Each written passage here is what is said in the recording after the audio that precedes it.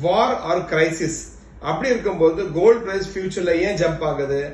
இதுக்கு பதில் என்னன்னா, குளோபல் டென்ஷன், இன்வெஸ்டர் வந்து உடனே போய் கோல்டு வாங்கிடுறாங்க. அப்ப டிமாண்ட் அப் ஆகுது, உடனே பிரைஸ் ரைஸ் ஆகுது. ஹிஸ்டாரிக்கல் எக்ஸாம்பிள்ஸ் பாத்தீங்கன்னா, ஒரு பேண்டமிக் கொரோனா வரும்போதோ, இல்ல ஒரு கண்ட்ரீஸ்க்கு வார் வரும்போதோ, இல்ல ஒரு கண்ட்ரில ரிசெஷன் வரும்பொழுது ஷார்ட் டேர்ம்ல வந்து உடனே ஸ்பைக் ஆகும், அப்புறம் லாங் டேர்ம்ல அது அப்படியே ஸ்டேபிள் ஆயிடும்.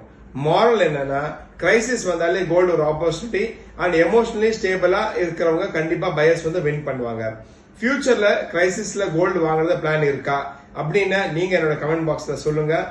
கோல்டு வாங்குறது நல்ல ஹேபிட், இதை யாரும் விடாதீங்க, கண்டினியூ பண்ணுங்க. உங்க ஃப்ரெண்ட்ஸை மோட்டிவேட் பண்ணி அவங்களும் கோல்டு வாங்க சொல்லுங்க. ஃபியூச்சர் கிரைசிஸ்ல கண்டிப்பா உங்களுக்கு கோல்டு யூஸ் ஆகும். உங்களுக்கு அந்த மாதிரி ஏதாவது கோல்டு எப்பாவது ஒரு கிரைசிஸ்ல யூஸ் ஆயிருக்கான்னு சொல்லுங்க.